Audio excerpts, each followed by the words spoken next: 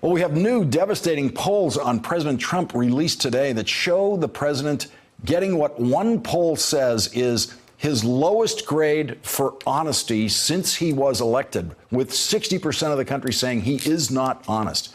And an even larger group, 65% of the country, saying he is not level-headed. And that is the essential picture of the president that emerges in Bob Woodward's new book, that he is not honest and he is not level-headed. And that is the same picture that emerged in the anonymous op-ed piece published in the New York Times last week by a senior official in the Trump administration, saying that, quote, many Trump appointees have vowed to do what we can to preserve our democratic institutions while thwarting Mr. Trump's more misguided impulses until he is out of office.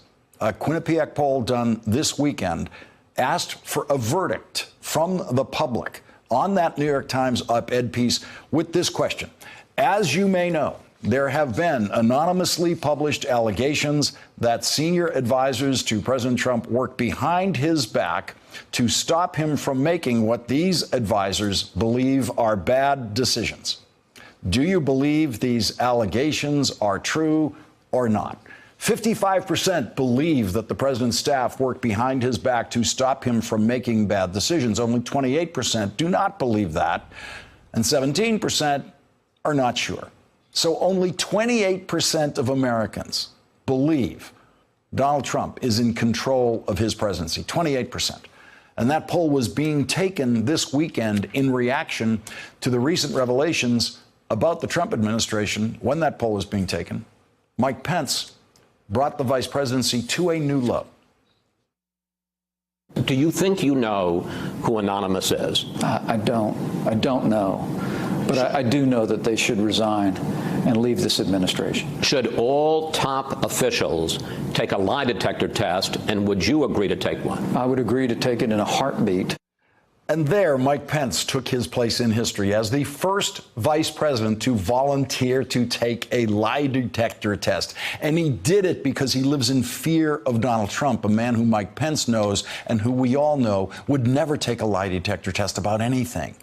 And as Donald Trump has destroyed any pretense of the dignity of the presidency, Mike Pence has done the same for whatever remains left of the perceived dignity of the vice presidency after Republican Vice President Spiro Agnew plea bargained his conviction for tax evasion while he was vice president in order to avoid charges of bribery, and he resigned the vice presidency in a deal that allowed him to escape prison time.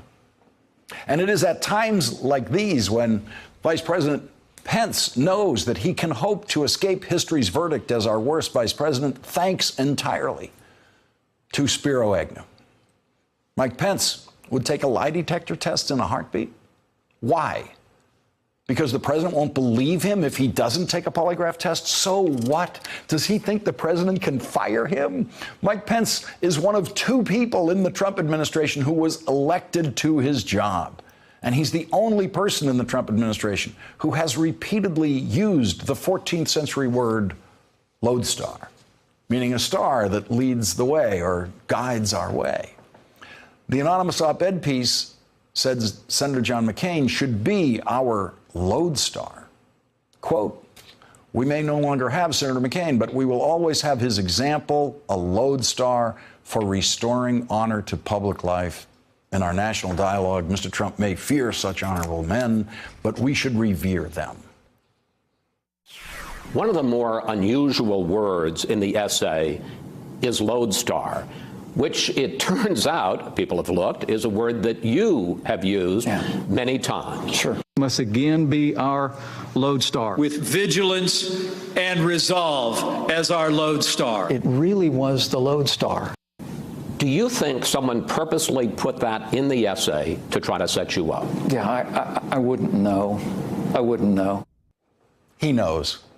He knows that if he is not the author of the anonymous op-ed piece, then yes, the author was definitely trying to set him up by using the Mike Pence word lodestar. And that would mean that the resistance to Trump inside the Trump White House is as disgusted with Mike Pence as with Donald Trump. If you disapprove of the job Donald Trump is doing as president, as so many of Bob Woodward's Trump administration sources do, and as the anonymous author of the New York Times op-ed piece obviously does, then you are part of an overwhelming American majority.